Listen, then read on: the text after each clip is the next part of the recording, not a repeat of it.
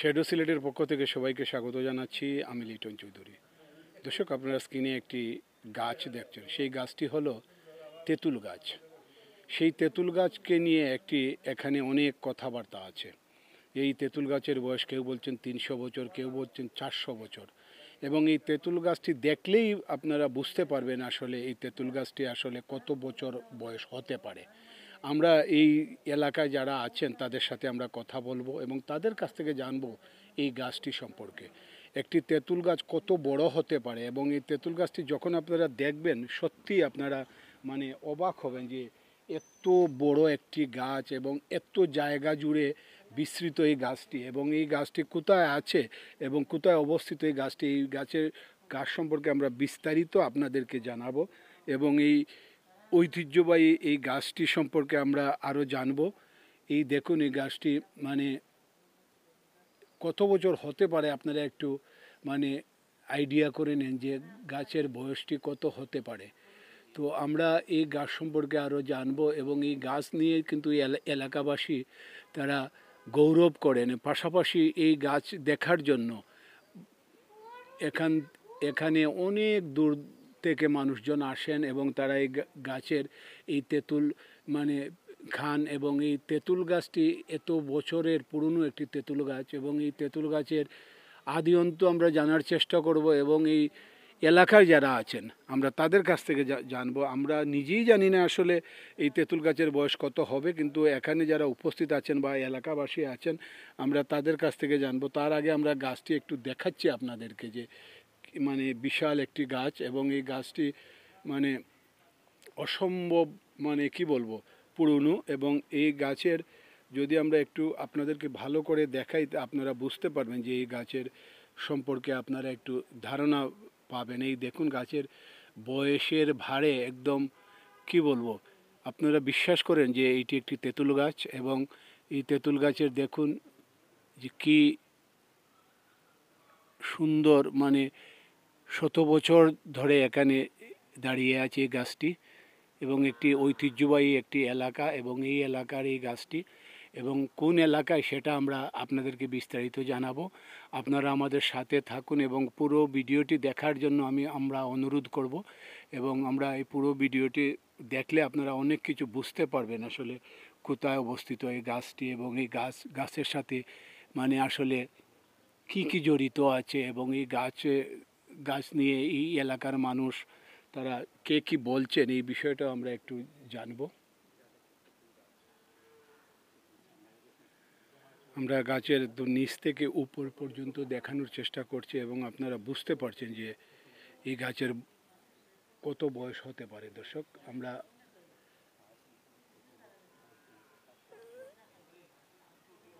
এই দেখুন আসলে গাছটি না দেখে উপায় নেই, কিন্তু আপনারা একটু আন্দাজ করতে পেরেছেন যে এই গাছটির বয়স কত হবে।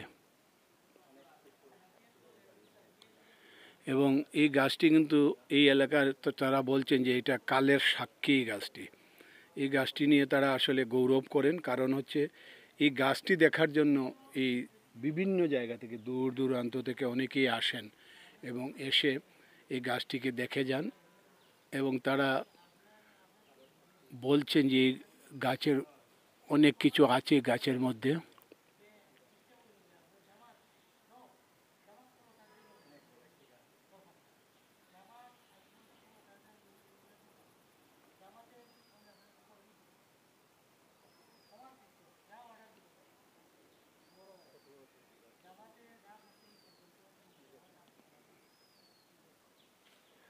তো দর্শক, আমরা এই এলাকার যারা আছেন আমরা একজনের সাথে কথা বলবো।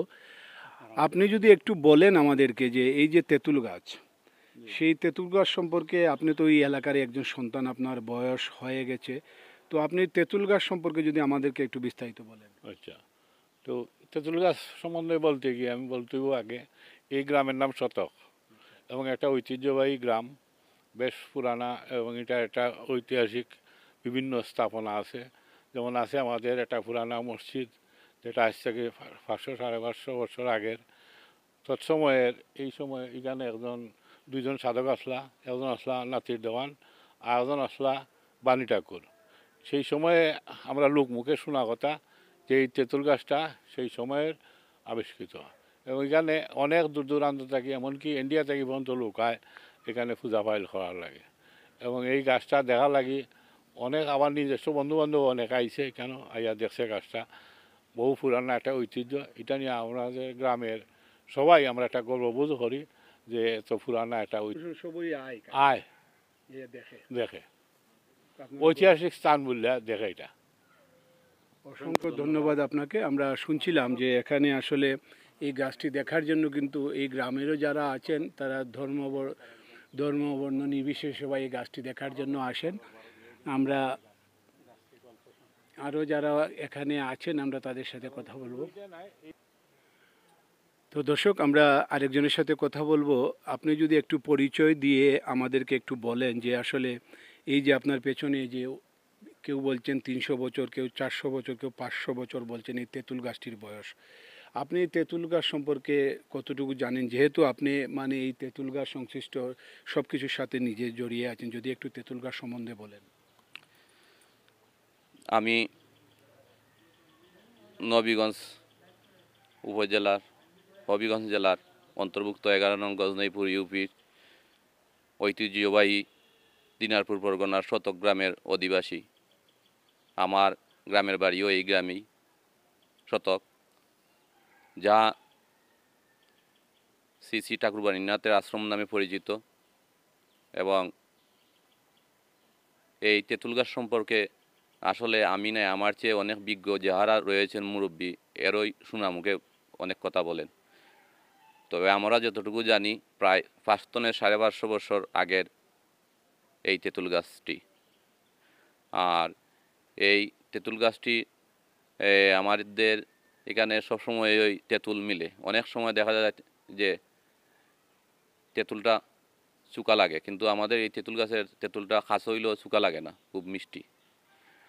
আর হইল কি, এই ঠাকুরবাণীর আশ্রমের প্রায় 500 বছরের উপরেই হইব গাছের বয়সটা। এখানে প্রতি বছর একটা অনুষ্ঠান হয় আমাদের ধর্মীয় মতে। সরস্বতী পূজা যেদিন হয়, শ্রী পঞ্চমী বলে, শ্রী পঞ্চমীর সময় অনুষ্ঠান হয়, 3 দিনব্যাপী একটা অনুষ্ঠান হয়। এই অনুষ্ঠানে দেশ বিদেশের অনেক মানুষ আগত হয়। আমরা ছোটোবেলায় দেখছি আমাদের বাড়িতেই প্রায় 50, 60, 100 জন মানুষ রয়েছে। আমরা হয়তো ঘুমানির জায়গা দিতে পারছি না, অনেক সময় দেখা গেছে ফ্লোরের মধ্যে ঘুমাইতে হয়েছে। আচ্ছা, আরেকটি বিষয় যে এই গাছটি দেখার জন্য শুধু মানে কেমন লোক আসেন রোজ এবং উৎসবে, পাশাপাশি শুধু কি মানে ধর্মীয় দৃষ্টিকোণ থেকে এই গাছ দেখার জন্য মানুষজন আসেন? না, এই জায়গায় মনে করেন সকল ধর্মাবলী লোকই তেঁতুল গাছটা যাতে অতি দীর্ঘদিনের প্রাচীনকালের তেঁতুল গাছ, এই হিসাবে সব ধর্মাবলীর ওই তেঁতুল গাছ দেখার জন্য, এই ঠাকুরবাণীর আশ্রম দেখার জন্য সবাই আসেন, প্রতিদিনই আসেন। এবং অনুষ্ঠানের সময় হাজার হাজার লোকের সমাগম হয়। সবাই এমনকি দেশ বিদেশ থেকেও আমাদের এলাকায় এই ঠাকুরবাণীর আশ্রমে অনুষ্ঠান উপভোগ করার জন্য আসেন। অসংখ্য ধন্যবাদ। দর্শক, আমরা আরেকটি তথ্য পেলাম যে এই যে তেঁতুল গাছ, এই যে শতবর্ষী 500 বছরের পুরনো তেঁতুল গাছ, সেই তেঁতুল গাছের তেঁতুল তিনি বললেন যে তেঁতুল নাকি টক নয়, মিষ্টি।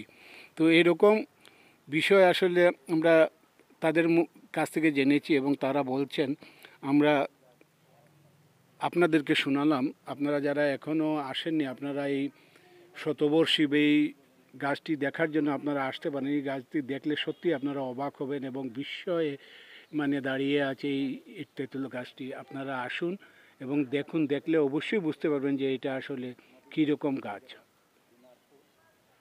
আমরা আরেকজন মানুষের সাথে কথা বলবো, যিনি একজন এই এলাকার এই দেওয়ান পরিবারে তিনি জন্মগ্রহণ করেছেন। আমরা তার সাথে কথা বলবো। আপনি যদি একটু বলেন এই গাছটা সম্পর্কে। আসলে আপনারা তো এটা, যদিও আমরা জানি যে এটা ধর্মবর্ণ সব ধর্মের মানুষ এই গাছটা দেখতে আসেন, এর পেছনে কারণ কি?